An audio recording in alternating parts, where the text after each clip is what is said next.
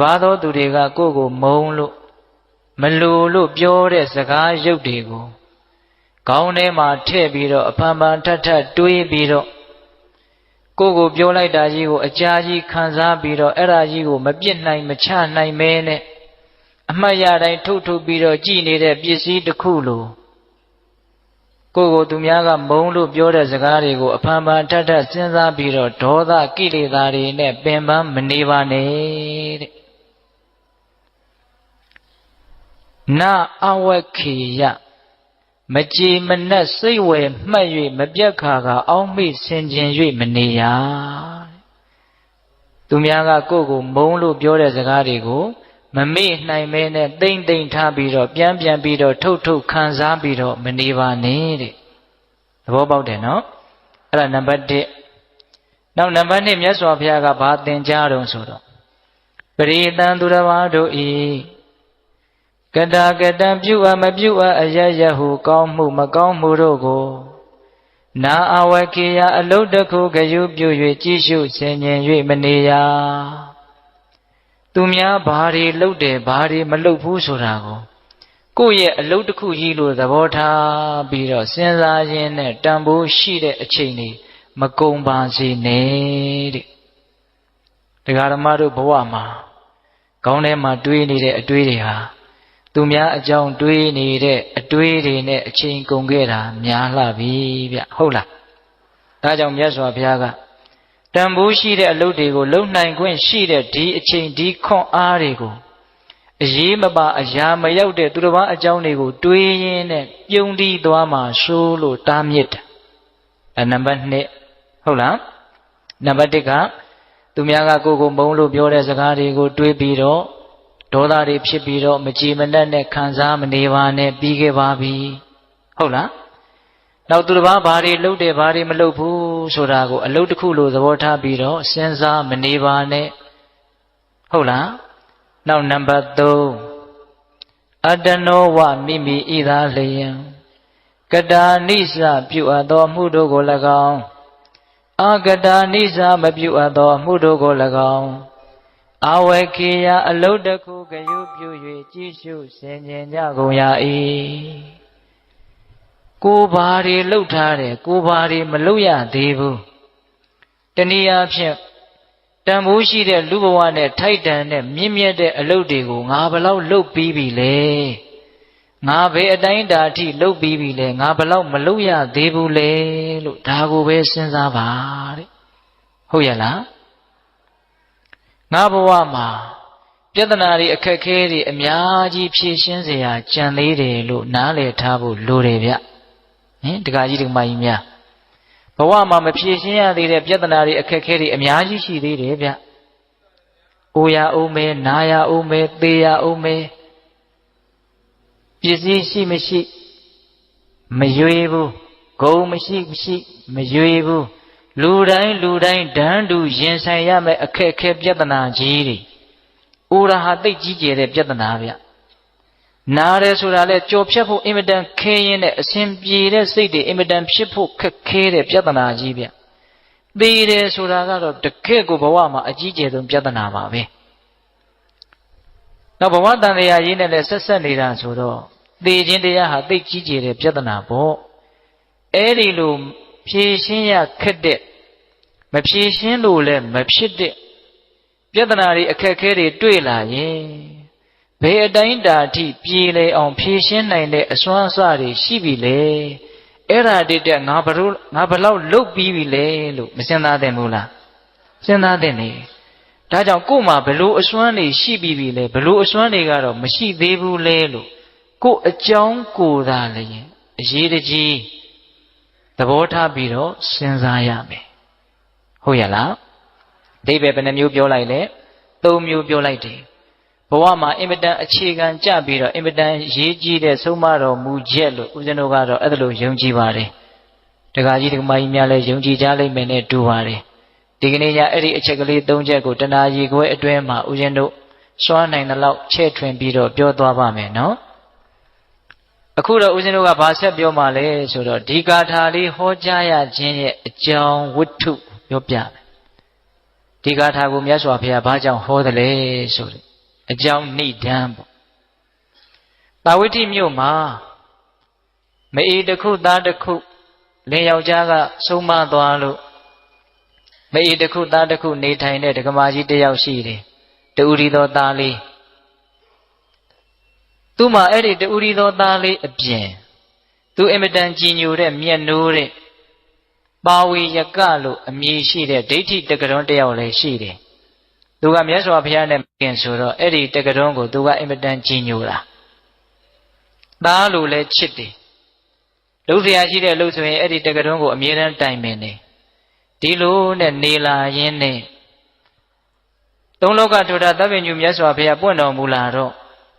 တာဝတိမြို့တွေကလူတွေအချင်းချင်းပြောကြရင်းနဲ့ဘုရားရဲ့ဂုဏ်တွေဘုရားရဲ့ကျေးဇူးတွေကသူ့ရဲ့နားထဲကိုရောက်လာတယ်။ပါကိဝေမင်းသားမြတ်စွာဘုရားဟာကိလေသာခတ်သိမ်းချုပ်ငြိမ်းတော်မူတဲ့မကောင်းတဲ့စိတ်အညစ်အကြေးပူလောင်စေတတ်တဲ့စိတ်ဓာတ်တွေဘာမှမရှိတော့ဘူးတဲ့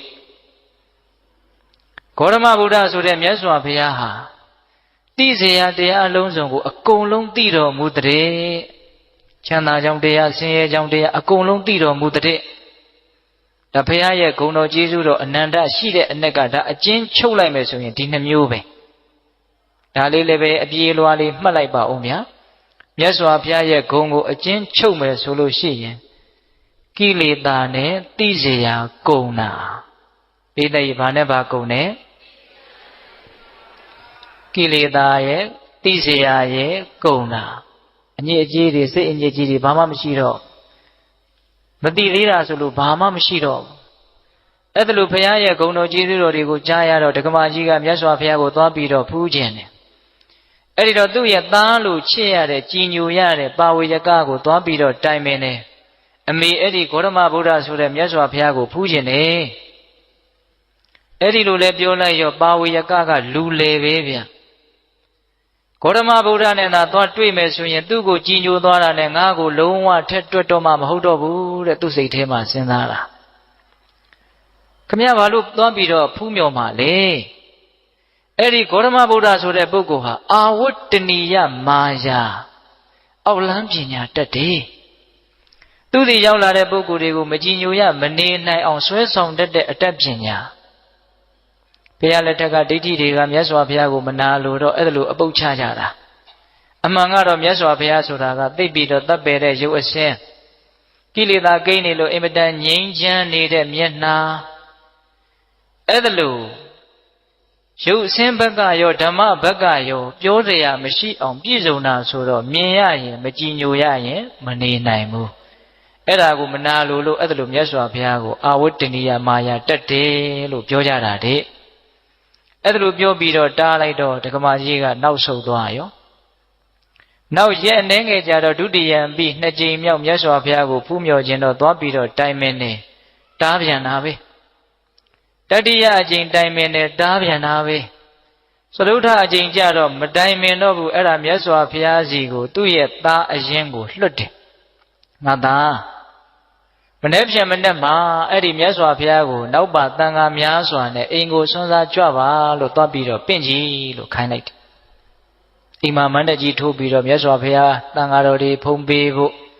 ဆွမ်းကွမ်းတွေစီစဉ်ပြီးတော့တက္ကပါကြီးကနေတာ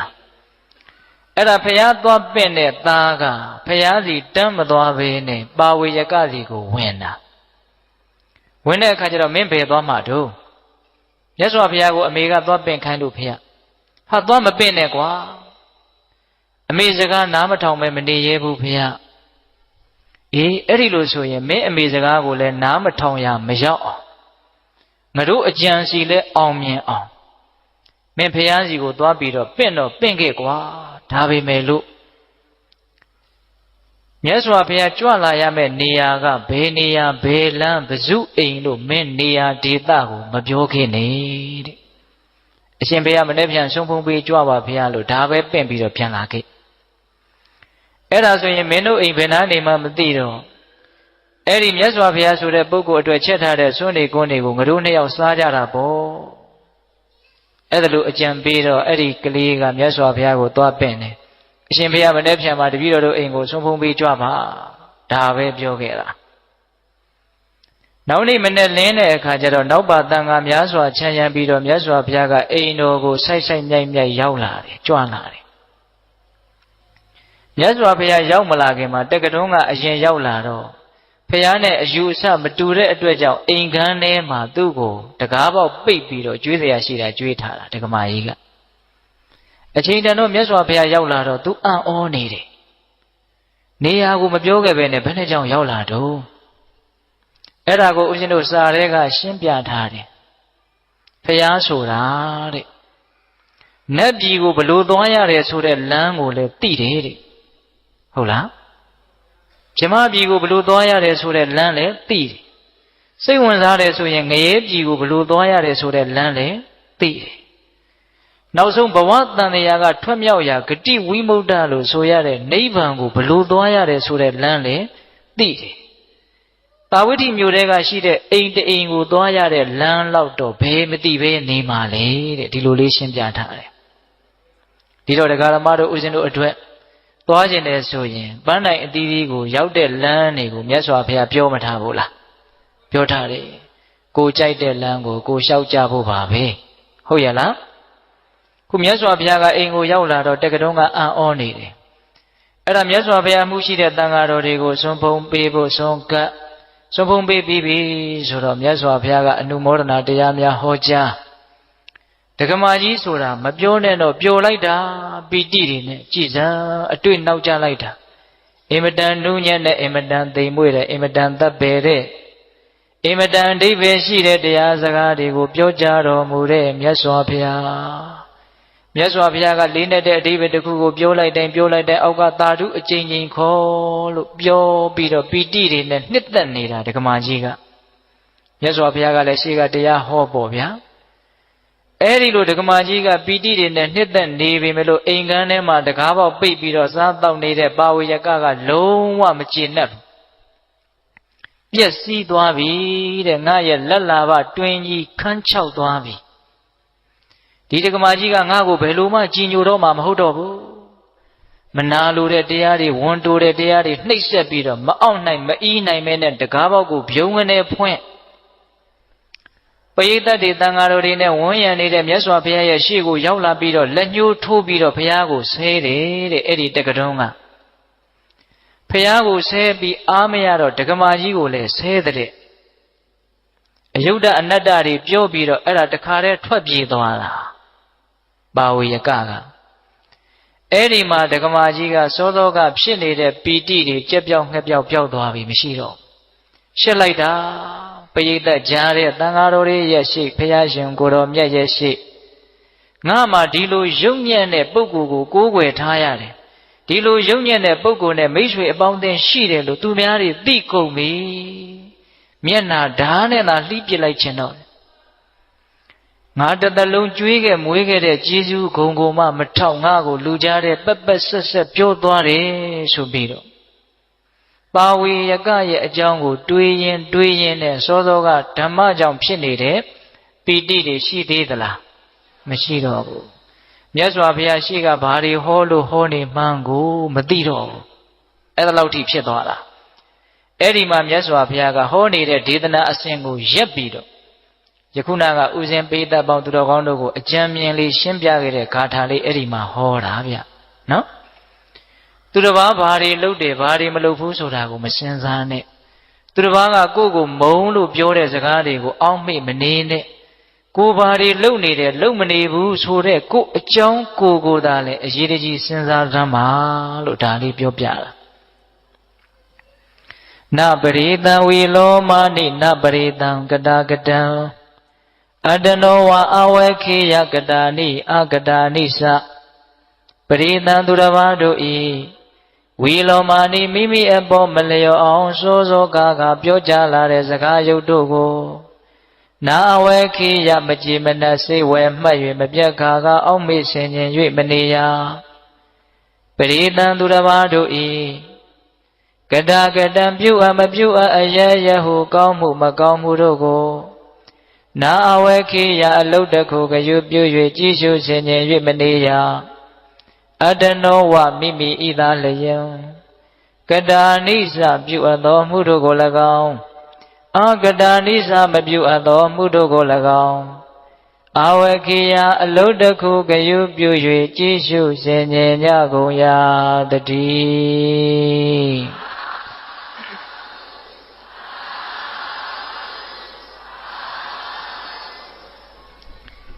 ဒီအဓိပ္ပာယ်လေး၃ချက်ကိုဒီကနေ့ညဦးဇင်းတို့ရှင်းပြမှာနော်နံပါတ်1သူတစ်ပါးကကိုယ့်ကိုမုန်းလို့ပြောတဲ့စကားတွေပတ်ဝန်းကျင်ကနေကိုယ့်အကြောင်းကိုပြောနေတဲ့စကားသံတွေနဲ့ပတ်သက်ပြီးတော့ဘယ်လိုစဉ်းစားကြမလဲဟုတ်လားနံပါတ်2ကိုယ့်ပတ်ဝန်းကျင်မှာရှိနေတဲ့လူသားတွေနဲ့ပတ်သက်ပြီးတော့သူတို့ရဲ့ကာယကံမှုဝစီကံမှုသူတို့ရဲ့ကောင်းမကောင်းအလုပ်တွေနဲ့ပတ်သက်ပြီးတော့ဘယ်လိုသဘောထားကြမလဲနော်နံပါတ်3ကိုယ့်အကြောင်းနဲ့ပတ်သက်ပြီးတော့ဘယ်လိုသဘောထားကြမလဲအရေးမကြီးဘူးလားအရေးကြီးတယ်ကိုယ့်ခေါင်းထဲမှာသူများအကြောင်းတွေရှိခြင်းရှိသူများအကြောင်းမရှိရင်ကိုယ့်အကြောင်းရှိတယ်ဘယ်ဟာကအရှိများလဲသူများအကြောင်းတွေကအရှိများတယ်ဗျကိုယ်ကလွဲရင်သူများပဲလေဟုတ်လားအေးဒါကြောင့်ဒီ၃ချက်ကိုဒါဦးဇင်းတို့စပြီးတော့ပြောကြမယ်ပရိသံသူတစ်ပါးတို့ဤဝီလောမာနီမိမိအပေါ်မလျော့အောင်စောစောကားကပြောကြားလာတဲ့စကားရုပ်တို့ကိုနတ်အဝဲခေယမကြည်မနှက်စိတ်ဝဲမှတ်၍မပြတ်ခါကအောက်မေ့ဆင်ခြင်၍မနေရဘဝမှာလူရည်လို့ဖြစ်လာရင်ပတ်ဝန်းကျင်ဆိုတာရှိတယ်ပတ်ဝန်းကျင်ဆိုတာရှိလာလို့ရှိရင်ကိုယ့်အပေါ်မှာလိုတဲ့လူတွေရှိတယ်လို့မလိုတဲ့လူတွေလည်းရှိမှာပဲလူတိုင်းသဘောကျအောင်ဘယ်သူမှမဆောင်ရွက်နိုင်ပါဘူးမြတ်စွာဘုရားလောက်အပြစ်ကင်းတဲ့ပုဂ္ဂိုလ်ကိုတောင်မကြိုက်တဲ့ပုဂ္ဂိုလ်တွေရှိသေးတာပဲမဟုတ်လားမကြိုက်ရင်မကြိုက်သည့်အားလျော်စွာသူတို့မကြိုက်တဲ့အထင်ကိုနှုတ်ကမြက်ပြီးတော့ပြောမှာပဲဗျအဲ့ဒါတားလို့မရကိုလည်းပဲသူများကိုမကြိုက်ရင်မကြိုက်သည့်အားလျော်စွာပြောတာပဲမဟုတ်လားအဲ့တော့သူ့အထင်ကိုသူလွတ်လွတ်လပ်လပ်ဖော်ထုတ်တာကိုကိုကဘာခံစားရရှိလဲစဉ်းစားကြည့်နော်ဒကာကြီးဒီမိုင်းများသူမကြိုက်လို့မကြိုက်ဘူးပြောတဲ့ကိစ္စကိုအတွက်ဘလောက်အရေးပါလို့အဲ့ဒါကိုကခံစားနေတာလေမခံစားသင့်ဘူးဗျသူပြောတာသူ့စကားသူထင်တာသူ့အထင်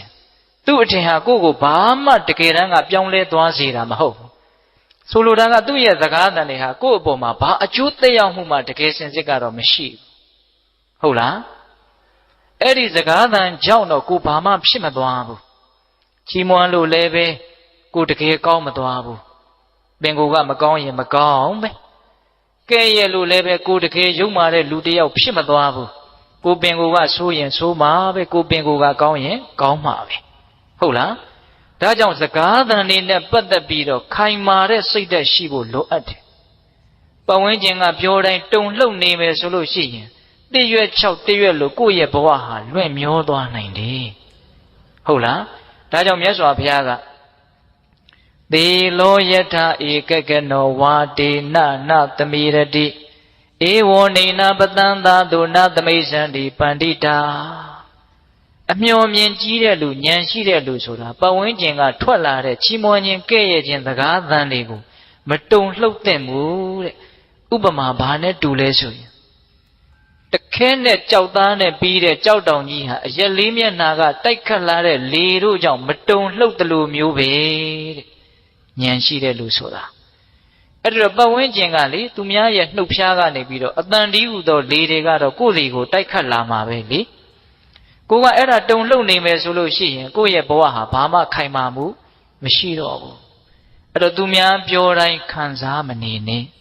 ခံစားနေရင်ကိုယ်မှာဒေါသဖြစ်တဲ့အချိန်ကုန်တယ်ဘာအကျိုးမှမရှိမခံစားဖို့ရာကလည်းကိုကနှလုံးသွင်းမှန်ဖို့လိုသေးတယ်ဘယ်လိုနှလုံးသွင်းရမှာလဲဆိုတော့အဲ့ဒီစကားသံတက်ကြောင့်တော့ငါဘာမှပြောင်းလဲမသွားဘူးဆိုတဲ့အချက်သူကောင်းတယ်ပြောလို့လည်းတကယ်ကောင်းတာမဟုတ်သူဆိုးတယ်ပြောလို့လည်းကိုတကယ်ဆိုးသွားတာမဟုတ်ဘူးကိုကတော့ငကိုအတိုင်းပဲသူထင်တာသူ့အထင်ပဲလေသူပြောတာသူ့အပြောပဲလေဟုတ်လား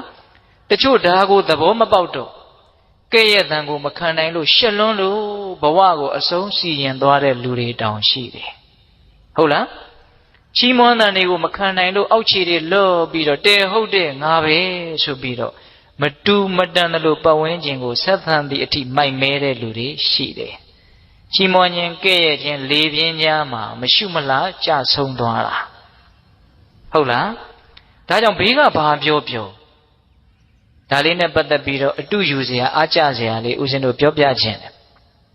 မြတ်စွာဘုရားလက်ထက်ကယဟန်တော်လေးတစ်ပါး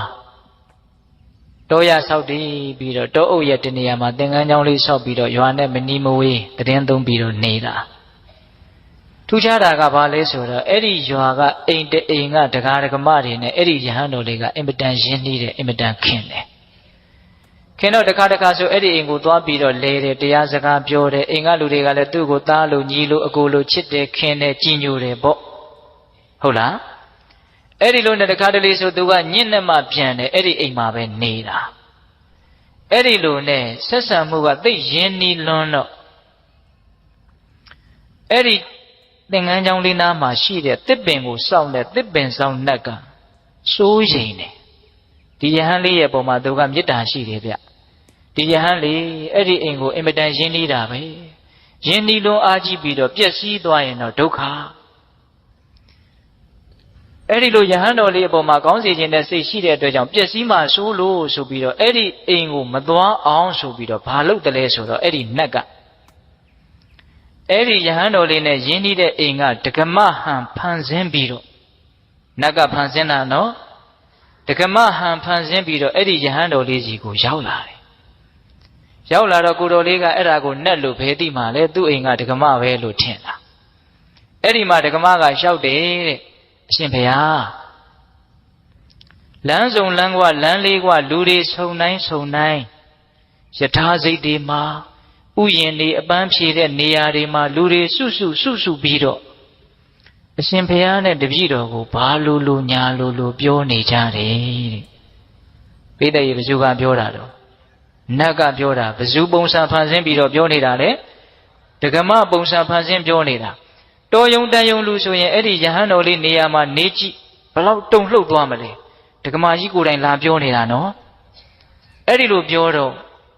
အဲ့ဒီယဟန်တော်လေးကပြန်ပြောတဲ့စကားကအင်မတန်အနှစ်ရှိသူဉာဏ်ဘလောက်ကြီးသလဲ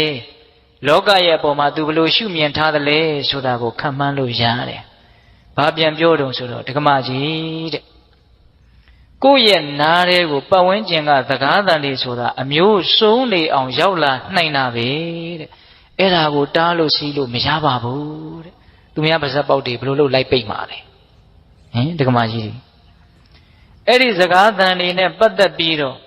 တားလို့စီးလို့မရပါဘူးတဲ့သူဆက်ပြောတာလေးကသိစိတ်ဝင်စားစရာကောင်းတယ်တေနာထိုစကားကြောင့်မင်းခုမျက်နှာမသားမရသည်မှာဟုတ်တပံမဖြစ်ထိုက်ပါဘူးပတ်ဝန်းကျင်ကစကားတန်လေးကြောင့်မျက်နှာမသားမရမဖြစ်ထိုက်ဘူးတဲ့နော်ဘာဆက်ပြောတော့တေနာဟိထိုစကားတန်တို့ကြောင့်တေနာထိုစကားတန်တို့ကြောင့်အဟံငါသည်အဲ့ဒီစကားတန်တွေကြောင့်ငါဟာဘာမှယုံညံ့သွားတဲ့ပုဂ္ဂိုလ်တယောက်ဖြစ်မသွားဘူးစကားတန်တွေကြောင့်သူဘာမှယုံညံ့တဲ့လူတယောက်ဖြစ်မသွားဘူးစောစောကဥဒင်းပြောခဲ့တဲ့အဓိပ္ပာယ်ပေါ့နော်စကားတန်တွေကြောင့်တော့ကိုဟာယုံညံ့တဲ့လူဖြစ်မသွားဘူးပင်ကိုယ်ကကောင်းရင်ကောင်းမှာပဲပေါ့ဟုတ်လားအဲ့ဒီလိုယဟန်တော်လေးကပြောပြီးတော့တောထဲမှာမိဂဝါဒဆိုပြီးတော့လူတွေကိုအင်မတန်ကြောက်တဲ့သမင်ဟာအစာရှာစားရင်းနဲ့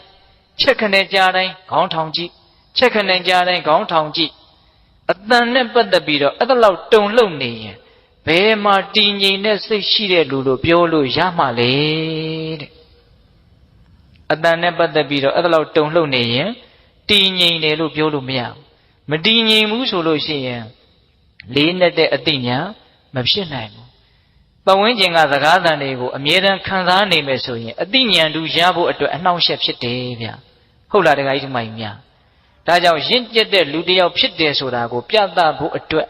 ပတ်ဝန်းကျင်ရဲ့ကဲ့ရဲ့ရှုံချတဲ့စကားသံတွေကိုကြံ့ကြံ့ခံနိုင်တဲ့အတွေးတွေရှိဖို့မလိုဘူးလားလိုတယ်ဒါကြောင့်ဒကာဓမ္မတို့ဦးဇင်းတို့တွေမှာ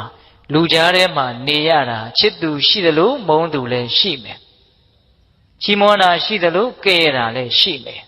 ဒါတွေနဲ့ပတ်သက်ပြီးတော့ငါဘာမှဖြစ်မသွားဘူးလို့နားလည်ပြီးတော့ဘာမှမဖြစ်တဲ့အရာတွေကိုဘာမှမဖြစ်တယ်လို့ပဲသဘောထားရမယ် ဘာမှအရေးမပါတဲ့အရာကိုအရေးသိပ်ပါတယ်လို့ထင်ပြီးတော့အဲ့ဒါကိုအချိန်ကုန်ခံပြီးတွေးမယ်ဆိုရင်ကိုယ့်ရဲ့ဘဝဟာယုံညံ့မှုတွေနဲ့နစ်မွန်းသွားနိုင်တယ်နော်ဟုတ်လားအေးဒါကြောင့်နံပါတ်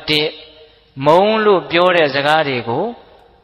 မြင်နိုးတဲ့ပစ္စည်းတစ်ခုကိုထုတ်ပြီးတော့ကြည့်တယ်လို့မျိုးတချို့ပြန်ကြည့်နေတာဗျဘယ်တော့မှငါ့ကိုဘယ်သူကဘလို့ပြောတာမမေ့နိုင်ဘူးလေဟုတ်လားတချို့ဆိုရင်အဲ့ဒီလူငါ့ကိုဒီလိုပြောတာငါတစ်သက်လုံးမမေ့ဘူးမပြောဘူးလားအေးအဲ့ဒါကိုမြတ်စွာဘုရားကအချိန်ကုန်တဲ့လူပန်းနဲ့ဘာမှအကျိုးမရှိဘူးထုတ်ပြီးတော့မခံစားပါနဲ့တဲ့ဟုတ်ရလားအေးအဲ့ဒါပထမအဓိပ္ပာယ်ရဲ့ရှင်းလင်းချက်ဒုတိယအဓိပ္ပာယ်ဆက်ပြီးတော့သွားကြရအောင်ပရိသံသူဓမ္မတို့ဤကတာကတံပြုအပ်မပြုအပ်အရရဟုကောင်းမှုမကောင်းမှုတို့ကိုနာအဝဲခေယအလုတ်တခုဂယုပြု၍ကြည့်ရှုဆင်ခြင်၍မနေရပဝင်းကျင်မှာလူတွေအများကြီးရှိတယ်ဇေယျအမျိုးမျိုးရှိတယ်ကိုကြိုက်တာကိုကိုကြိုက်တယ်လို့အသီးသီးလုပ်ပြီးတော့နေကြတာမရှိဘူးလားကိုကြိုက်တယ်လို့ပြောမယ်ကိုကြိုက်တယ်လို့လုပ်မယ်ကိုယ်စိတ်ထဲကောင်းတယ်လို့ထင်တာကိုအသီးသီးပုံစံအမျိုးမျိုးနဲ့လုပ်နေကြမှာပဲလေလူတွေကအဲ့ဒါကိုဘယ်လိုလုပ်တာကတော့ကောင်းတယ်ဘယ်လိုလုပ်တာကမကောင်းဘူးလို့ကိုကဆရာကြီးတစ်တိုင်းနဲ့လိုက်ပြီးတော့ကွန်ထရိုးလုပ်လို့ရမလားအဲ့ဒါကိုကိုကမကြည်မနဲ့ဘယ်လူတော်တော်မဟုတ်လိုက်တာသူများလုပ်နေတာနဲ့ပတ်သက်ပြီးတော့ကိုကဘာဖြစ်နေလဲခံစားနေတာဟုတ်လားဒါကြောင့်သူများဘာတွေလုပ်တယ်မလုပ်ဘူးဆိုတာကိုယ့်အတွက်ဘာမှအရေးမကြီးဘူးဗျတကယ်ကတော့သူလုပ်တာသူကံလေဟုတ်လားသူကံဟာသူ့ကိုပဲအကျိုးပေးမှာလေရှင်းရှင်းလေးနော်ဒကာကြီးဒီမကြီးများကိုလုပ်တာကိုကံဒီကိုကိုအကျိုးပေးမယ်ဘောင်းမဲ့ကြောင့်သူ့အကျိုးပေးမဲ့သူ့ကံတွေကိုကိုကအရေးတကြီးသွားပြီးတော့လောကုတ်ချောနေတာလေမစဉ်းစားသင့်ဘူးလားစဉ်းစားသင့်နေဗျသူများအကြောင်းတွေကိုတွေးရင်တော့များသောအားဖြင့်အကုသိုလ်ဖြစ်တာပဲများတယ်ဒါတကာကြီးဒီမကြီးများနားလည်နိုင်ပါတယ်အတွေ့အကြုံတွေလည်းပဲထက်ချီတလဲလဲများလာပါရော့ပဲစဉ်းစားကြည့်နော်အကုသိုလ်တွေများသောအားဖြင့်ဖြစ်တယ်စိတ်ထဲမှာလောဘတွေဒေါသတွေဖြစ်ရတယ်ဆိုတာသူများအကြောင်းစဉ်းစားလို့ဖြစ်တာဗျဟုတ်လားမုန်းတဲ့လူအကြောင်းစဉ်းစားကြည့်အဲ့ဒီလူပြေးလဲနေရင်ကိုသိပ်ပြီးတော့မကျေနပ်ချင်အဲ့ဒီလူမပြေးလဲဘူးဆိုလို့ရှိရင်မဟုတ်တဲ့အပြုံးတွေနဲ့ကျေနပ်ပြီးတော့နေတာနော်ချစ်တဲ့လူအကြောင်းစဉ်းစားမယ်ဆိုတော့ရောသူမပြေးလဲဘူးဆိုတော့ကိုကစိုးရင်လို့ကိုပါမပြေးလဲရောဟုတ်လားသူပြေးလဲဆိုတော့လည်းပဲလောဘတွေနဲ့ရစ်မှုပြီးတော့နေပြန်တာပဲဟုတ်လားများသောအားဖြင့်တော့သူများအကြောင်းစဉ်းစားရင်ဒေါသတွေအင်မတန်ဖြစ်ရတယ်မဟုတ်တာတွေလုပ်နေတာတွေကိုစဉ်းစားမိတော့ကြည်စားလူယုံမာတွေမဟုတ်တာတွေလုပ်နေတာမစဉ်းစားဘူးလားအဲ့ဒီလူယုံမာတာမယုံမာတာမသေးကြပေမဲ့လို့အဲ့ဒီတည်ငါမှအဲ့ဒါလို့တွေးနေတော့ကိုကတော့ယုံမာသွားတာအမှန်ပဲဗျာလူယုံမာတွေလို့စဉ်းစားလိုက်တော့စိတ်ထဲမှာဘာတွေဖြစ်လာလဲဒေါသတွေဖြစ်လာတယ်ဟုတ်လားကောင်းတာတွေလုပ်နေတဲ့လူတွေကိုစဉ်းစားမိတဲ့နေရာမှာတောင်မှအလကားပါကွာထောင်မြင်လို့ရာစွန့်နေတာပါအလကားစိတ်ကောင်းနှလုံးကောင်းနဲ့လုပ်နေတာမဟုတ်ပါဘူးလို့စိတ်ထဲကဒေါသတွေဖြစ်တာရောမရှိဘူးလားရှိတယ်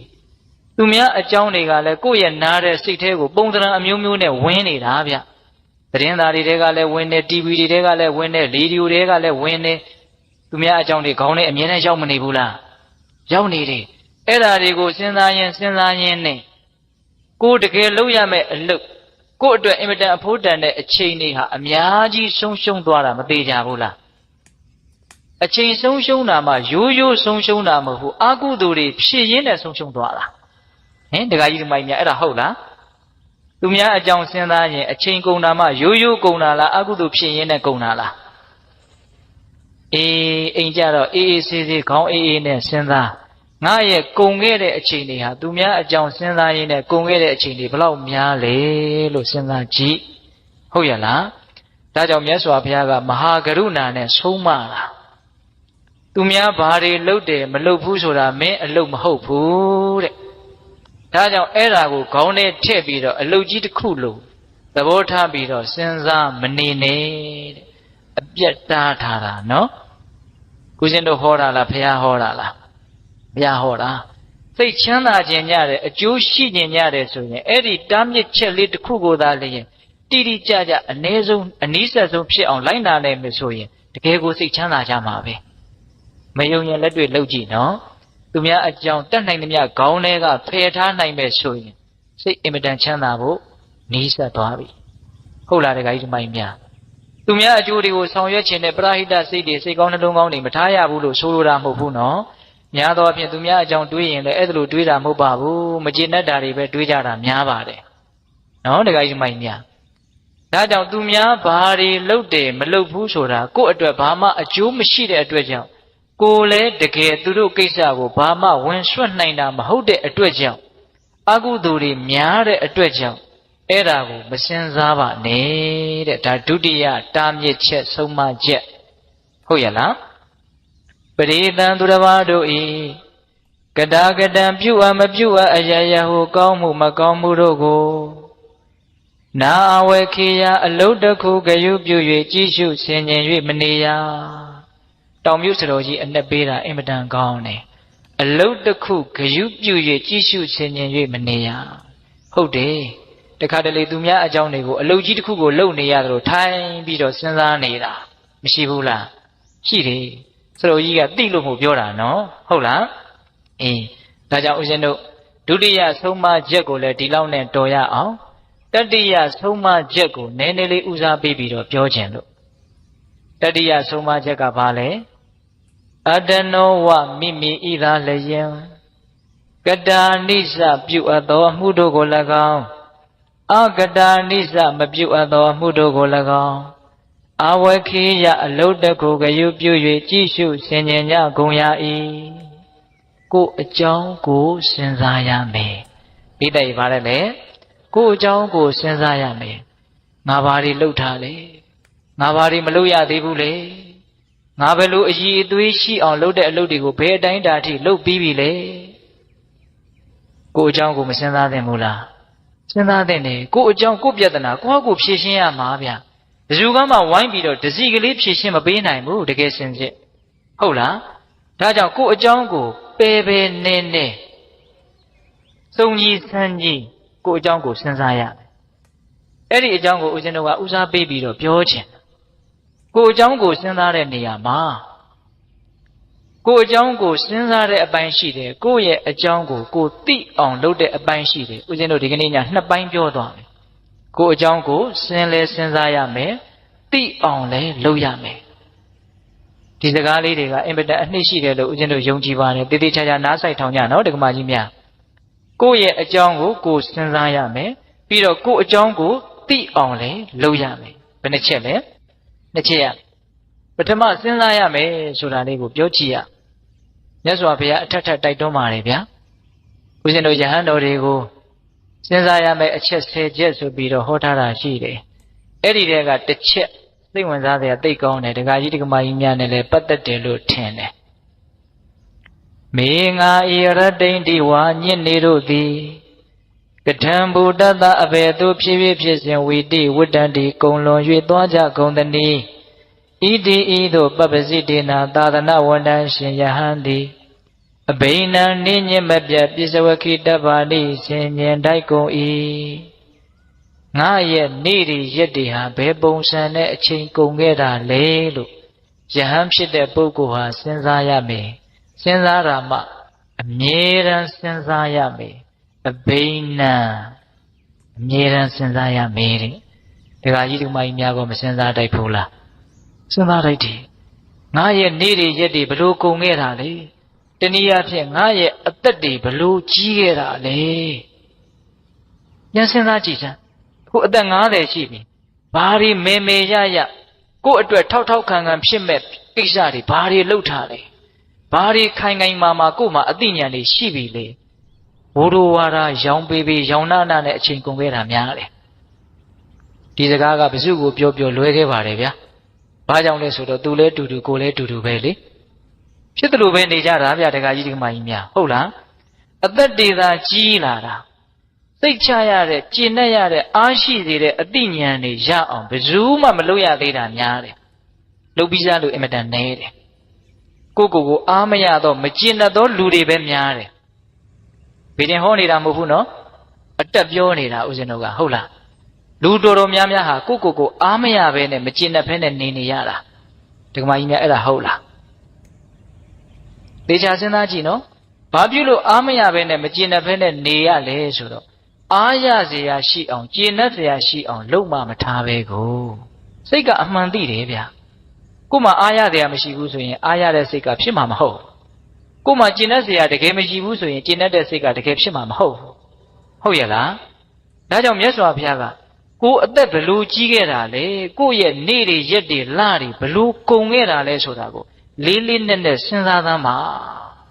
အရေးမပါအရာမရောက်တဲ့ကိစ္စတွေနဲ့ကုန်ခဲ့တာများတယ်ဗျဒကမာကြီးတွေအဲ့ဒါဟုတ်လားများသောအားဖြင့်တော့သူများအကြောင်းတွေစဉ်းစားရင်းနဲ့အချိန်ကုန်ခဲ့တာအဲ့ဒါတွေကိုပြန်လဲတုံ့ပြန်ရင်းနဲ့အချိန်တွေကုန်ခဲ့တာနှမျိုးစရာမကောင်းဘူးလားဒါကြောင့်မြတ်စွာဘုရားကကိုယ်အကြောင်းကိုစဉ်းစားရမယ်ဘယ်လိုစဉ်းစားရမှာလဲငါဘာတွေလှုပ်ပြီးပြီလဲငါဘာတွေမလှုပ်ရသေးဘူးလဲအဲ့ဒီအလုတ်ကလည်းဘလောက်အဖိုးတန်တဲ့အလုတ်လဲဘလောက်အဖိုးမတန်တဲ့အလုတ်လဲဒါလည်းပဲအရေးကြီးသေးတယ်နော်အတနောဝမိမိဣရာလယံကတာနိစ္စပြုအပ်သောအမှုတို့ကို၎င်းအကတာနိစ္စမပြုအပ်သောအမှုတို့ကို၎င်းအဝေခေယအလုတ်တစ်ခုကယူပြု၍ကြည့်ရှုဆင်ခြင်ကြကုန်ရ၏ကိုဘာတွေလုပ်ပြီးပြီလဲဘာတွေမလုပ်ရသေးဘူးလဲဆိုတာကိုစဉ်းစားရမယ်စဉ်းစားလိုက်လို့ရှိရင်ကိုအကြောင်းကိုစဉ်းစားရင်နှစ်မျိုးတွေ့မယ်ဗျတရားကိုဦးဇင်းကအစီအစဉ်လေးချပြီးတော့ပြောနေတာနော်ကိုအကြောင်းကိုစဉ်းစားရမယ်သိရမယ်လို့စောစောကနှစ်မျိုးပြောခဲ့တယ်နော်အခုစဉ်းစားရမယ်အပိုင်းကိုပြောနေတာသိရမယ်အပိုင်းကိုမပြောသေးဘူးစဉ်းစားတဲ့အပိုင်းမှာလည်းပဲစဉ်းစားရင်လည်းနှစ်မျိုးတွေ့မယ်ကိုအကြောင်းကိုစဉ်းစားရင်ဘယ်နှမျိုးတွေ့မယ်နှစ်မျိုးတွေ့မယ်အဲ့ဒါကဘာလဲဆိုတော့ကိုယ့်ရဲ့မကောင်းခွက်ကိုယ့်ရဲ့ကောင်းခွက်တနည်းအားဖြင့်ကိုယ့်ရဲ့မကောင်းတာရဲ့ကိုယ့်ရဲ့ကောင်းတာရဲ့ဒီနှမျိုးကိုတွေ့ရတယ်ဒကာဓမ္မတို့ဦးဇင်းတို့ဆိုတာကောင်းတာရဲ့မကောင်းတာရဲ့ကိုရောမှွေထားတာပဲမဟုတ်လားကောင်းတာကြီးပဲလားမဟုတ်ဒါမြင်မကောင်းတာကြီးပဲလားမဟုတ်ဘူးကောင်းတာတွေလည်းရှိတယ်မကောင်းတာတွေလည်းရှိတယ်မကောင်းတာတွေကိုလည်းမကောင်းဘူးလို့သိရကောင်းတာတွေကိုလည်းကောင်းတယ်လို့သိရမကောင်းတာကိုမကောင်းဘူးလို့ငါမှမကောင်းတာတွေရှိတယ်လို့စဉ်းစားမိတော့ဘာအကျိုးရှိလဲဆိုတော့ဩဒီမကောင်းတာတွေဟာငါ့ကိုမကောင်းကျိုးကိုဖြစ်စေမှာလို့စဉ်းစားပြီးတော့အဲ့ဒီမကောင်းတာတွေကနေလွတ်မြောက်အောင်ကြိုးစားဖို့ဒါအရေးကြီးတယ်နော်တခါကြီးမိုက်မြမကောင်းတာကိုစဉ်းစားတယ်ဆိုတာအလကားစဉ်းစားတာမဟုတ်ဘူးအဲ့ဒီမကောင်းမှုကနေယုံထွက်ဖို့ဆိုတဲ့ရည်ရွယ်ချက်နဲ့စဉ်းစားရမှာဟုတ်လားကောင်းတာကိုစဉ်းစားတယ်ဆိုတာလဲဘဝင်မြင့်ဖို့စဉ်းစားတာမဟုတ်ဘူးအဲ့ဒီကောင်းတာကိုစဉ်းစားလိုက်တော့ဩငါတန်တန်ပဲကောင်းတာတွေလည်းရှိပါလားဆိုတော့ပီတိတွေနဲ့အားဖြစ်လာတယ်အားဖြစ်ဖို့အတွက်စဉ်းစားရတာမကောင်းတာကိုကြတော့ယုံထွက်ဖို့စဉ်းစားရတာကောင်းတာကိုကြတော့ရှစ်ဆက်ဓာတ်တဲ့ကောင်းခြင်းစိတ်တွေပေါက်လာအောင်အားဖြစ်ဖို့စဉ်းစားရတာတူသလားမတူဘူးမြတ်စွာဘုရားကတော့ဥပမာနဲ့ပြောတယ်ဗျာအင်မတန်လှခြင်းပခြင်းနဲ့လူလင်ပြိုလုံးမပြိုကလေးရေမိုးချိုးပြီးတော့ဘာလုပ်တော့ဆိုမှန်ကြည့်မယ်လေမှန်မကြည့်ဘူးလားကြည့်တယ်နော်ဒီလူတွေနေတိုင်းအသက်ကြီးတာကြည့်တယ်မှန်ကတော့နေတိုင်းကြည့်ကြမယ်ထင်ပါတယ်ဟင်ဒကမာကြီးများမှန်ကြည့်တဲ့နေရာမှာရည်ရွယ်ချက်နှစ်မျိုးရှိတယ်ဗျအမလီဦးစင်းရဲ့မှန်ကြည့်တာများကြီးကြီးကျယ်ကျယ်ရည်ရွယ်ချက်နှစ်မျိုးရည်ရွယ်ချက်တွေဘာတွေများပြောနေရသေးလားလို့မအောင်မင်းနဲ့ရည်ရွယ်ချက်နှစ်မျိုးရှိတယ်ဗျဒကမာကြီးများမှန်နေတိုင်းကြည့်နေတာအဲ့ဒီရည်ရွယ်ချက်ကလေးပြောများပြောနိုင်မလားမသိမှန်ကြည့်တဲ့ရည်ရွယ်ချက်နံပါတ်1မျက်နှာပေါ်မှာမတင့်တယ်တာတွေမတက်ရတာတွေမြင်လို့မကောင်းကြည့်လို့မကောင်းတာတွေတွေ့လို့ရှိရင်အဲ့ဒါတွေကိုဖယ်ရှားပစ်ဖို့ဟုတ်လားအညစ်အကြေးတွေမြန်ပေးနေလားမျက်ဝတ်တွေမြန်ထွက်နေလားဟုတ်လားအဲ့ဒါတွေမကောင်းတာတွေရှိနေရင်ဘာလို့ပစ်ဖို့လဲဖယ်ရှားပစ်ဖို့သုတ်တင်ပစ်ဖို့တန့်ရှင်းသွားအောင်လုပ်ဖို့အဲ့ဒါပထမရည်ရွယ်ချက်နောက်ဒုတိယရည်ရွယ်ချက်ကဘာလဲဒီကမှကြီးများပြောပါဦးမြတ်ဒုတိယရည်ရွယ်ချက်ကတော့ပိုးပြီးတော့လှတဲ့လှအောင်ပြင်ဖို့ဟုတ်တယ်မဟုတ်လားကြည့်ကောင်းနေတာတွေကိုပိုးကြည့်ကောင်းသွားအောင်လုပ်မယ်လေမျက်လုံးဆိုရင်လည်းမျက်လုံးနဲ့ဆိုင်ရာလှတဲ့လှအောင်ပေါ့နော်တချို့ဆိုရင်မျက်နှာပေါ်မှာအယောင်ကိုစုံလို့လှုပ်ထားလိုက်တာကြည့်ကောင်းမလားဆိုပြီးတော့လှုပ်တာပဲကြည့်ကောင်းမကောင်းဆိုတာတော့တချို့လည်းကြည့်ကောင်းရင်ကောင်းမှာပေါ့ထားပါတော့လေအဲ့တော့ဒုတိယရည်ရွယ်ချက်ကဘာလဲဆိုရင် ပင်ကိုကောင်းနေတာလေးကိုပိုးပြီးတော့ကောင်းတဲ့ကောင်းအောင်လုပ်ဖို့ဒါလေးမပါဘူးလားပါတယ်ဗျပေါ့ပေါ့တန်တန်သဘောမထားနဲ့နော်မြတ်စွာဘုရားအဲ့ဒီတိုင်းပြောတာဗျမှန်ကြည့်တယ်လို့ပဲတဲ့တရားဒီဟုသောမှန်ကိုထောင်းပြီးတော့ကြည်စမ်းပါမကောင်းတာကိုတွေ့လို့ရှိရင်အဲ့ဒီလူလင်မျိုးလုံမပြိုဟာဖယ်ရှားပြစ်တယ်လို့မျိုးအညစ်အကြေးကိုဖယ်ရှားပြစ်ရကောင်းတာတွေ့လာရင်အော်ဒီကောင်းတာလေးရှိတယ်ကောင်းတာလေးဟာချမ်းသာတယ်ဆိုပြီးတော့ကောင်းတဲ့ကောင်းအောင်ကြိုးစားရမယ်မကောင်းတာကိုတွေ့တော့ဖယ်ရှားတယ်ဆိုတာဘယ်လိုစိတ်ဓာတ်မျိုးနဲ့ဖယ်ရှားရမှာလဲဆိုတော့ဘုရားကတော့ဥပမာတွေအမျိုးမျိုးပေးတတ်လွန်းတယ်ဗျာရေမှုချိုးပြီးတော့ထားတဲ့လူတယောက်ရဲ့လေပင်ကိုမွေသေးကောင်ပုတ်တို့ခွေးသေးကောင်အပိုင်းအစအပုတ်တွေတစ်ခုခုလေပင်ဆွဲပေးတယ်ဆိုလို့ရှိရင်အဲ့ဒါကြီးကိုဆက်ဆုပ်တဲ့စိတ်ယွန်ရှာတဲ့စိတ်နဲ့တခါတည်းကိုဖယ်ပစ်ဖို့ကြိုးစားမှာပဲမဟုတ်လားအဲ့ဒါလိုမျိုးစိတ်ထားရမယ်တဲ့မကောင်းတာများတကယ်လို့တွေ့ခဲ့မယ်ဆိုရင်ဒါကိုယ်အကြောင်းကိုစဉ်းစားတဲ့အပိုင်းတွေကိုပြောနေတာနော်မြတ်စွာဘုရားကတော့အမျိုးမျိုးဟောပါတယ်ဦးဇင်းတို့ဝိဒါဝိတကသုတ်တံဆိုတာရှိတယ်ဗျအဲ့ဒီမှာမကောင်းတဲ့အတွေးတွေမကောင်းတဲ့အကြံတွေမကောင်းတာတွေတွေ့ရင်တဲ့မြတ်စွာဘုရားကစဉ်းစားပါတယ်တဲ့ဘယ်လိုစဉ်းစားလဲဆိုတော့ဒီမကောင်းတာကြီးဟာငါအတွက်လည်းအကျိုးမရှိဘူးသူများအတွက်လည်းအကျိုးမရှိဟုတ်လားအေးဆင်းရဲစေတဲ့ပင်ပန်းစေတဲ့ငြိမ်းချမ်းဖို့မဖြစ်ဘူးလို့တွေးပြီးတော့သူပယ်လိုက်တာပဲတဲ့အဲ့ဒါလို့တွေးလိုက်လို့ရှင်ညော့သွားတယ်မကောင်းတဲ့စိတ်တွေဟာနွားကြောင်းတဲ့နွားကြောင်းသားဟာသူများရဲ့စိုက်ခင်းတွေကိုမစားဖို့နွားကိုဂယုတစိုက်တခါတည်းဒုတ်တွေပါတယ်နဲ့ပြစ်ခတ်ပြီးတော့ထိန်းချောင်းတယ်လို့မျိုးပါပဲတဲ့မကောင်းတဲ့အတွေးတွေမကောင်းတဲ့စိတ်ဓာတ်တွေအဲ့ဒီရဲ့အန္တရာယ်ကနေကာကွယ်လိုက်ရသဘောပေါက်တယ်နော်အေးဒါကြောင့်မကောင်းတာတွေ့ရင်လွတ်မြောက်ဖို့ဆိုတဲ့စိတ်ကူးနဲ့ကိုယ့်အကြောင်းကိုစဉ်းစားရတယ်ကောင်းတာတွေ့ရင်တော့အားဖြစ်ဖို့ဒီစကားလေးလည်းမမေ့နဲ့နော်မကောင်းတာကိုလွတ်မြောက်ဖို့ကောင်းတာကြတော့အားဖြစ်ဖို့အဲ့ဒါလေးနဲ့ပတ်သက်ပြီးတော့ဒကာဓမ္မတို့ဦးဇင်းတို့တွေနီးယူစရာလေးအတုယူစရာလေးဇတ်တော်လေးတစ်ခုပြောပြမယ်ကိုမကောင်းတာကိုကိုမြင်ပြီးတော့ကိုမကောင်းတာကိုသိပြီးတော့အဲ့ဒီမကောင်းမှုကနေယုံထွက်သွားကြတဲ့သူတော်ကောင်းတွေရဲ့အကြောင်းတခုသောဘဝတုန်းကဦးဇင်းတို့ရဲ့ဘုရားလောင်းကြီးပစ္စည်းဥစ္စာသိပြီးတော့အင်မတန်ကြွယ်ဝတဲ့တထေးသားတစ်ယောက်ဖြစ်တယ်အိမ်တော်တွေဘာတွေကြာပြီးတော့နောက်တော့လူဘဝနဲ့စင်ကြယ်တဲ့အကျင့်ကိုကျင့်ဖို့မလွယ်ဘူးလို့နားလည်ပြီးတော့ပိုင်ဆိုင်မှုတွေပတ်သက်မှုတွေကိုအကုန်စွန့်ပြီးတော့တောထဲမှာရသေးဝစ်ပြီးတော့နေတာနှစ်ပေါင်းများစွာကတိုင်းပရိကံကိုစ조사အားထုတ်ပေမယ်လို့ဦးဇင်းတို့ဖရာလောင်းကြီးဇံအဘိညာဉ်မရရှာဒီပြင်ဇတ်တော်တွေထဲဆိုရင်မကြခင်မှာပဲဇံအဘိညာဉ်ရတယ်လို့တွေ့ရတယ်အဲ့ဒီဇတ်တော်မှာမရဘူးဘာကြောင့်မရသလဲဆိုတော့ဦးဇင်းတို့ဖရာလောင်းကြီးကသူ့ရဲ့အမျိုးမြတ်တာကိုအကြောင်းပြုပြီးတော့မာနအင်မတန်ကြီးတယ်တဲ့ဒီဘာကြောင့်ဇံမရတာတော့မာနကြီးလို့တဲ့အဲ့ဒါတောထဲမှာတရားတော်အားထုတ်နေတာပဲတရားကမရဘူး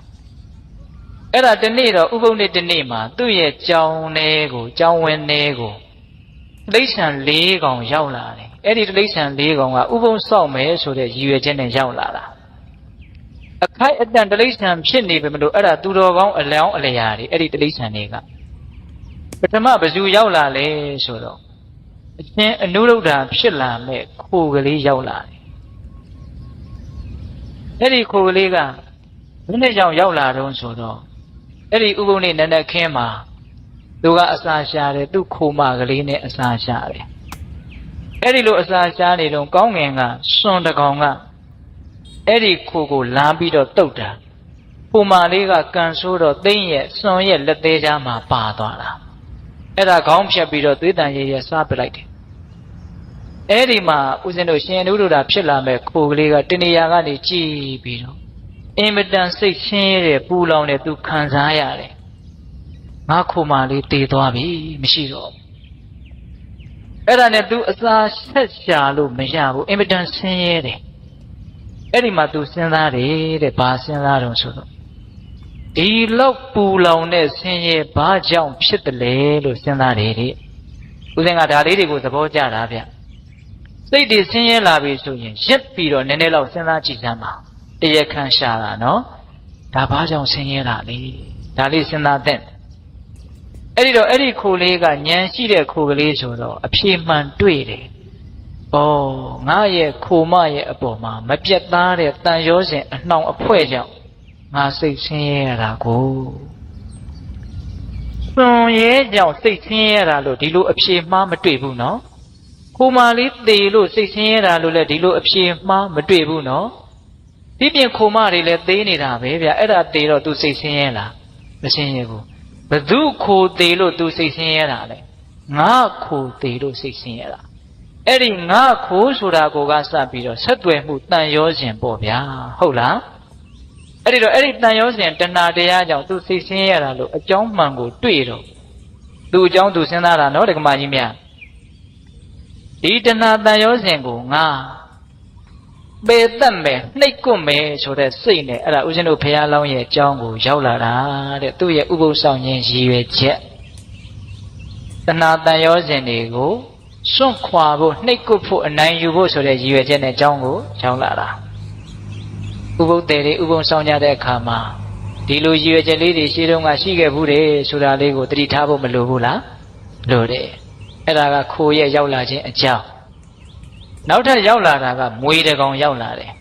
အဲ့ဒီမွေကရှင်သာရိပုတ္တရာဖြစ်လာမဲ့မွေသူကဘာလို့ရောက်လာတော့ဆိုတော့တိုးထဲမှာသူ့နေရာသူနေတာပါပဲအဲ့ဒီရွာနီးနားကလူတွေကတကိုယ်လုံးဆွတ်ဆွတ်ဖြူနေတဲ့နွားလာဥတ္တဖကြီးကိုပန်းနေပန်းဆေးရောင်စုံတွေချဲပြီးတော့ပူဇော်ကြတာတဲ့ဗျာဥစီဘုံမောင်းနေတီးပြီးတော့အဲ့ဒါနွားကြီးကလည်းပျော်လွန်းလို့ခုံပေါက်ပြီးတော့တခါလဲဂျူတွေပါတွေတွေ့ခွာတွေပါတွေရက်တော့စောစောတုန်းကအိတ်နေတဲ့မွေရဲ့အမီးကိုတက်နင်းမိတာအဲ့ဒီမှာစိတ်တူပြီးတော့ဒေါသကိုမထိန်နိုင်မဲနဲ့အဲ့ဒီနွားကြီးကိုပေါက်လိုက်တာအဲ့ဒီနွားကြီးဟာအဲ့ဒီနားတင်ပွဲချင်းပြီးသေရှာတယ်နွားကြီးသေတော့လူတွေကလည်းပဲဟာနွားကြီးသေတယ်ဆိုစိတ်မကောင်းဖြစ်တဲ့လူကဖြစ်ငိုတဲ့လူကငိုဒီလိုဖြစ်တယ်အဲ့ဒါကိုတဏှာကနေမွေကကြည်ပြီးတော့ဩကြည်စမ်းနွားကြီးလည်းသေရလူတွေလည်းစိတ်မကောင်းဖြစ်ရငါလည်းပဲငါလှုပ်ရက်အတွက်စိတ်မချမ်းမသာဖြစ်ရတယ်ဒီလိုအကျိုးနည်းမှုတွေစိတ်ဆင်းရဲမှုတွေဘာကြောင့်ဖြစ်တာလဲလို့သူကလည်းအကြောင်းရှာတယ်သူအကြောင်းသူတွေးနေတာနော်အဲ့ဒီမှာအဖြေတွေ့တယ်ငါရဲ့ဒေါသငါရဲ့မထိန်နိုင်မသိမ့်နိုင်တဲ့ဒေါသအဲ့ဒီဒေါသကြောင့်ငါသူတစ်ပါးနှစ်ဦးသားဆင်းရဲသွားကြတာဒီဒေါသကိုငါနှိပ်ကွမယ်ဆိုပြီးတော့သူကအကြောင်းကိုရောက်လာတာဥပုသ်ဆောင်ခြင်းရဲ့ရည်ရွယ်ချက်လေးတွေကောင်းတယ်နော်ဒီနေရာမှာပြောတာကတော့ကိုယ်အကြောင်းကိုစဉ်းစားကိုယ်မကောင်းမှုကနေကိုယ်လွတ်အောင်ယုံတာဆိုတာလေးကိုပြောနေတာဟုတ်လားနောက်ရောက်လာတာကမြေခွေးရှင်မဟာမောက္ကလံဖြစ်လာမဲ့မြေခွေးဘယ်နဲ့ကြောင့်ရောက်လာလဲဆိုတော့သူကတနေ့အစာရှာထွက်တယ်စင်သေးကြီးတကောင်တွေ့တယ်အဲ့ဒါသူကြိုက်ကြည့်တယ်ဘလို့မှကြိုက်လို့မရဘူးစင်ကြီးကသေးနေတာကြတော့မာတောင်းပြီးတော့နေတာနှာမောင်းကြိုက်လို့မရခြေတော့ကြိုက်လို့မရဗိုက်ကြိုက်လို့မရအဲ့ဒါနဲ့ပေါင်ကြားတဲ့ကိုကြိုက်လိုက်တော့ကြိုက်လို့ရတယ်အဲ့ဒါနဲ့အဲ့ဒီဝိစ္စမဲ့အပေါက်ကနေပြီးတော့ဗိုက်ထဲကိုဝင်သွားတာအဲ့ဒီမြေခွေးကအဲ့ဒါရေစာရင်သွေးကိုတောက်အစာရှာရင်အစာစားလို့ရှိရင်ကလေးစားတွေကိုစားပြီးတော့အဲ့ဒီထဲမှာပဲအိပ်ပြီးတော့နေတာဗျာအဲ့ဒါနေကြီးကကြစ်ကြစ်တော့ပူတဲ့အခါကျတော့သူဝင်ခဲ့တဲ့အပေါက်ကြီးကရှုံပြီးတော့တဖြည်းဖြည်းနဲ့ပိတ်သွားတာပိတ်သွားတော့မှောင်မဲပြီးတော့သူအဲ့ဒီမှာကြောက်ကြောက်လန့်လန့်နဲ့အတင်းတိုးထွက်တယ်ဘယ်လိုမှထွက်မရဘူးအဲ့ဒါနဲ့အဲ့ဒီထဲမှာသူလန့်ကြောက်ပြီးတော့တရက်နှစ်ရက်သူနေရတယ်အင်မတန်ထွက်ချင်တယ်အဲ့ဒါကံကောင်းတော့မိုးကြီးကပြုံးနဲ့ရွာချတော့အဲ့ဒီအပေါက်ကြီးကပြန်ပွားပြီးတော့ပွင့်သွားတယ်အဲ့ဒါအပေါက်ကြီးကျေအောင်သူမစောင့်နိုင်ဘူးအလောတကောအတင်းတိုးထွက်တာတိုးထွက်တော့အရေခွန်တွေပါတွေစုပ်ပြက်ပြီးတော့အမွှေးတွေပါတွေကျွတ်ပြီးတော့သွေးတန်ရဲနဲ့ကြီးကျယ်တဲ့ဆင်းရဲကိုသူခံစားရတယ်တဏှာရောက်မှအဲ့ဒီဆင်းကြီးကိုသူကြည့်ပြီးတော့ကြည်သာဆင်းရဲလိုက်တာဒီစိတ်ရဲ့ဆင်းရဲကိုယ်ရဲ့ဆင်းရဲဘာကြောင့်ဖြစ်တယ်လဲတဲ့သူအကြောင်းသူစဉ်းစားတာအဲ့ဒီတော့ဘာတွေ့လဲဆိုတော့မဆင်းမချင်းလိုချင်တဲ့လောဘဘာကိုသွားတွေ့လဲလောဘကိုသွားတွေ့တာဒီလောဘကြောင့်ငါဆင်းရဲရတာဒီလောဘကိုငါနှိပ်ကွမယ်ဆိုပြီးတော့သူကအကြောင်းကိုရောက်လာတာနောက်ထပ်သတုဋ္ဌမြောက်ရောက်လာတာကဝက်ဝင်ကြီးရှင်မဟာကတ္တပဖြစ်လာမဲ့ဝက်ဝင်ကြီးဘယ်နဲ့ကြောင့်သူကရောက်လာလဲဆိုတော့သူ့တောထဲမှာစားလျာတွေဒီလောက်များနေတာကိုသူကဘယ်လိုစဉ်းစားလဲဆိုတော့ လူတွေနေတဲ့ရွာတဲ့ရက်တဲ့ကိုသွားပြီးတော့အစာရှာရရင်ကောင်းကောင်းမွန်မွန်ဘာလေးများတွေ့မလဲမသိဘူးဆိုပြီးတော့လူတွေနေတဲ့ရွာတဲ့ကိုသွားပြီးတော့အစာရှာတာအဲ့ဒီမှာလူတွေကဒုတ်တွေခဲတွေဓာတ်တွေနဲ့သူ့ကိုလိုက်ကြတာဝက်ဝင်ကြီးဆိုပြီးတော့စားမယ်ဆိုတော့လိုက်တာအဲ့ဒါဝက်ဝင်ကြီးပြေးရတယ်ပြေးရင်းနဲ့ပေါက်လိုက်တဲ့ခဲတလုံးကသူ့ရဲ့ခေါင်းကိုမှန်းပြီးတော့ခေါင်းဟက်တက်ကွဲတယ်သွေးဆက်လက်နဲ့ဆက်ပြေးတယ်ကံကောင်းတော့လွတ်သွားတယ်အဲ့ဒါတိုးတဲ့ရောက်တော့သူထိုင်ပြီးတော့စဉ်းစားတယ်ခွေးပြေးဝက်ပြေးသေပြေးရှင်ပြေးပြေးခဲ့ရတာသွေးတွေလည်းထွက်လို့ဒီဆင်းရဲဘာကြောင့်တွေ့တယ်လဲလို့သူစဉ်းစားတယ်တဲ့စဉ်းစားတော့စာတွေကသုံးနှုံထားတယ်ဗျာအတိလောဘတဲ့ပိဋကရပါတဲ့တော့အတိလောဘဆိုတာကရှိတဲ့ရှိတိုက်တဲ့လောဘထက်ပိုပြီးတော့လွန်ကဲတဲ့လောဘပေါ့ဗျာဟုတ်လားစာဝတ်နေရေးမှာမပြည့်စုံတဲ့လူကကားစီးကျင်တာမျိုးဖြစ်ခြင်းဖြစ်ပဲပေါ့ဟုတ်လားအေးအဲ့လိုမျိုးကိုယ်နဲ့မတန်မရာတွေမှန်းပြီးတော့စိတ်ရဲ့ပူလောင်မှုကိုကြံ့ကြံ့ဖန်ဖန်ယူကြတဲ့လူတွေအတိလောဘဒါမျိုးပြောတာနော်အဲ့ဒီအတိလောဘကြောင့်ငါဆင်းရဲတာလို့ဝက်ဝင်ကြီးကသိတော့အဲ့ဒီအတိလောဘကိုနှိပ်ကွပ်မယ်ဆိုပြီးတော့ကျောင်းကိုရောက်လာတာတိရစ္ဆာန်၄ကောင်ရောက်လာတယ်နော်အဲ့ဒီနေ့မှာပဲထူးထူးခြားခြားဦးဇင်းတို့ဘုရားလောင်းကြီးကဇံအပိန်ရှင်ရတယ်ဘာကြောင့်ရတယ်လဲဆိုတော့သူ့ရဲ့မာနကိုနှိပ်ကွပ်နိုင်လို့အဲ့ဒါသူတယောက်တည်းနဲ့နှိပ်ကွပ်တာတော့မဟုတ်ဘူးဗျအကြောင်းအထောက်ပံ့အရှင်ပြည့်စေကဗုဒ္ဓတပါးကလာပြီးတော့ကူညီတာနန္ဒမူလှိုင်ကူမှာတရင်သုံးတော်မူတဲ့ပြည့်စေကဗုဒ္ဓမြတ်တေတဲကတပါးလှမ်းပြီးတော့ကြည့်တဲ့အခါကျတော့ဘုရားလောင်းကိုမြင်တယ်ကြည်လားမြင်းကောင်းခွာလိပ်ပန်းကောင်းအညွန့်ကျိုးဖြစ်နေတာဉာဏ်ပညာကြီးကျယ်ပါလဲကဲနဲ့မာနကရှေ့ကခံနေလို့ဇံပင်ရင်မရရှာဘူးငါသွားပြီးတော့ကူညီမယ်ဆိုပြီးတော့ပြည့်စေကဗုဒ္ဓအရှင်မြတ်ကကောင်းကင်ခကြီးကနေဇံရံစီးပြီးတော့ကြွလာတာအဲ့ဒါဦးဇင်းတို့ဘုရားလောင်းကြီးကသင်္ကန်းကျောင်းလေးထဲမှာနေနေတာကျောင်းရဲ့ဘေးမှာခင်းထားတဲ့ကြောက်ဖြာကြီးပေါ်မှာအဲ့ဒီရှင်ပြည့်စေကဗုဒ္ဓအရှင်မြတ်ကသတင်းသုံးတယ်ရှောတေသင်္ကန်းတန်ကြားတော့ဘုရားလောင်းရတိကကျောင်းထဲကနေထွက်လာကြည်စမ်းငါနေရာကိုငါမပေးဘဲနဲ့ပိုင်စိုးပိုင်နဲ့ဝင်ပြီးတော့ထိုင်နေလိုက်တာ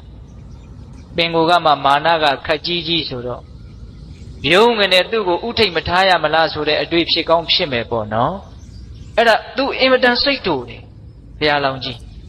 အဲ့ဒါပြည့်စေကဗုဒ္ဓအရှင်မြတ်ကြီးရှိကိုသွားပြီးတော့လက်ဖြစ်တီးပြီးတော့ဟဲသူရုပ်ပြက်လေလို့ဟဲလူရုပ်မှာဒီနာမနေနဲ့သွားလို့ပြောတာပါပဲအဲ့ဒီမှာပြည့်စေကဗုဒ္ဓအရှင်မြတ်ကသူတော်ကောင်းသင်ပေါင်းမဲ့ကြောင့်ဒီလောက်မာနတွေကြီးနေတာလေတကယ်ဆိုရင်သင်ဟာလာမဲ့ဗဒ္ဒကဘာမှာလေးစုမြောက်ပွင့်မဲ့ဂေါတမဗုဒ္ဓဘုရားအလောင်းမဲ့သင်ရဲ့အဖေကဘယ်သူဖြစ်လိမ့်မယ်သင်ရဲ့အမေကဘယ်သူဖြစ်လိမ့်မယ်လက်ဝဲရံကဘယ်သူလက်ရရံကဘယ်သူဖြစ်လိမ့်မယ်လို့အနာဂတ်တွေကိုလာပြောနေတာအဲ့ဒါကိုဘုရားလောင်းကြီးကမကြားတစ်ချက်ကြားတစ်ချက်မာနတွေကနားကိုပိတ်ဆို့ထားတာနေမှာပေါ့ဗျာဟုတ်လားတရားဖြစ်အောင်ဘယ်လိုလုပ်ရမှာလဲဘာမှမမေးဘူးဒီတိုင်းကြီးတိုင်ကြီးတိုင်ထောင်ထားသလိုတောင့်တောင့်ကြီးရက်နေတာမာနကြီးတဲ့လူဆိုတာအင်မတန်ခက်ထန်တယ်အင်မတန်တောင့်တင်းတယ်နေတာထိုင်တာကြီးကိုကစားတောင့်တောင့်တင်းတင်းကြီးအဲ့လိုဖြစ်တတ်တယ်ဟုတ်လားမြင်ရရင်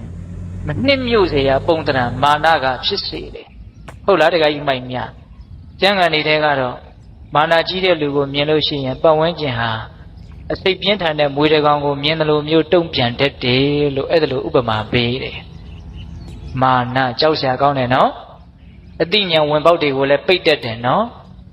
အဲ့ဒီလိုပြည့်စေကဗုဒ္ဓအရှင်မြတ်ကဘယ်နဲ့ကြောင့်မာနကြီးနေတာတုံးသင်ဘုရားလောင်းမဲလို့ပြောတာကိုဘုရားလောင်းကြီးကမကြားတစ်ချက်ကြားတစ်ချက်ဒီတိုင်းကြီးဖြစ်နေတာအဲ့ဒီတော့မှပြည့်စေကအရှင်မြတ်ကပြည့်စေကဗုဒ္ဓအရှင်မြတ်ကရုတ်တရက်ကောင်းဝင်ကိုပြန်ပြီးတော့ခြေဘဝတော်မှာကပ်နေတဲ့မြူမုံတွေကိုဘုရားလောင်းရသိရဲ့ဆံကြေကြားကိုကြအောင်တကိုးနဲ့ဖန်ဆင်းလိုက်တယ်အဲ့ဒါမော့ကြည့်တော့မျက်နှာဘုတ်ကိုမြူမုံနေကြအဲ့ဒီတော့မှဘုရားလောင်းကြီးကကြည်စမ်းငါမာနတွေဒါကြည်နေတာငါပါလဲသူပါလဲအဲ့ဒီမှာစဉ်းစားတာဟုတ်လားငါမာနသာကြည်နေတာငါမှဘာစွမ်းမှလည်းမရှိအဲ့ဒီလိုသူစဉ်းစားတယ်နော်အဲ့ဒါနဲ့ဒီနေ့ဒီရဲ့အထိငါသံပင်ရင်မရတာဒီမာနကြောင့်ပဲတ ဒီမာနကိုငါနှိပ်ကွမယ်ဆိုပြီးတော့ကျောင်းသင်ခန်းထဲကိုဝင်သွားတာသူအမှားသူသိသွားတာနော်ပြည့်စေကဗုဒ္ဓအရှင်မြတ်ကတော့ကောင်းကင်ပြန်ကြွသွားပြီငါဘာမှလည်းမမေးလိုက်ရဘူးအဲ့ဒါနဲ့သင်္ကန်းကျောင်းထဲရောက်တော့တရားနှလုံးကျင့်သုံးလိုက်တာအဲ့ဒီနေ့မှာပဲဇံအဘိညာဉ်ရတယ်ပိဋကရေကိုအကြောင်းကိုစဉ်းစားပြီးတော့ကိုမကောင်းတာကနေကိုဘာဖြစ်သွားတာလဲယုံထွက်သွားကြတာမကောင်းဘူးလားအဲ့ဒီမှာဘုရားလောင်းကကျောင်းသင်္ကန်းပြင်မဲ့ထွက်တော့ခုနတုန်းကသရဝါလေးကောင်ကိုတွေ့တယ်အကျိုးအကြောင်းမေးတယ်ပိဋကတို့ကိုဦးဇင်းတို့ပြောပြီးပါပြီနော်ဒါကြောင့်သူတော်ကောင်းတွေဆိုတာကိုအကြောင်းကိုစဉ်းစားပြီးတော့ကိုမကောင်းတာကိုမှန်ကြည့်ပြီးတော့အလှပြင်းတဲ့လူလင်မျိုးလုံမပြိုးလို့မတင့်နေတာတွေမတတ်ရတာတွေကိုအမြန်ပဲဖယ်ရှားဖြစ်တဲ့အလေးရှိတယ်လို့ဒါလေးကိုသဘောပေါက်ပြီးတော့ကိုမကောင်းတာကိုဖယ်ရှားဖို့ကြိုးစားရမယ်ဟုတ်ရဲ့လားအဲ့တော့ဏီကုန်းချုပ်တော့မှာနော်တခါကြီးမိုင်များကိုအကြောင်းကိုသိရင်မကောင်းတာသိရင်လည်းဩမကောင်းတာဟာတကယ်မကောင်းတာပါလားလို့သိပြီးတော့မကောင်းမှုမှတဖြည်းဖြည်းဝေးသွားတယ်ကောင်းတာသိပြန်တော့လေကောင်းတာဟာတကယ်ကောင်းတာပါလားလို့နားလည်ပြီးတော့ကောင်းတာတွေဟာတဖြည်းဖြည်းနဲ့များလာတယ်ဆင်းရဲတွေဝေးပြီးတော့ချမ်းသာတွေကြီးအောင်ကိုယ့်ကိုနေတတ်သွားတာပါပဲတကယ်စင်စစ်ကတော့ဟုတ်ရဲ့လားဒါကြောင့်ကိုယ်အကြောင်းကိုသိဖို့အရေးမကြီးဘူးလားအရေးကြီးတယ်နောက်ဆုံးသစ္စာစိုက်သည့်အထိသိမယ်ဆိုရင်တော့သောတာပန်အရိယာဖြစ်တယ်လို့ပြောရတယ်မဟုတ်လားသစ္စာဆိုင်အောင်သိရင်မဲ့ညာဖုန်ညာနဲ့ထိုးထွင်းပြီးတော့သိတဲ့အတိမျိုးသိရင်အဲ့ဒါငါသိရင်ဘယ်ဘဝရောက်အောင်မလဲလို့ပူဇော်လိုအောင်မလားမလိုတော့ဘူးဒါကြောင့်ကိုယ်အကြောင်းကိုသိတယ်ဆိုတာကတော့အင်မတန်ကြီးကျယ်တဲ့ကောင်းမှုပါလို့နားလည်ရတယ်ဟုတ်လားဒါကြောင့်သူအကြောင်းကိုယ်အကြောင်းဒီသာရင်ကိုယ်အတွက်အရေးကြီးတယ်သူအကြောင်းဒီသူပဲအရေးကြီးပါလိမ့်မယ်လို့တရားဓမ္မတို့တွေမှတ်သားပြီးတော့ကိုယ်အကြောင်းကိုစဉ်းစားကြတဲ့ပုဂ္ဂိုလ်တွေကိုယ်အကြောင်းကိုသိကြတဲ့ပုဂ္ဂိုလ်တွေဖြစ်နိုင်ကြပါစေ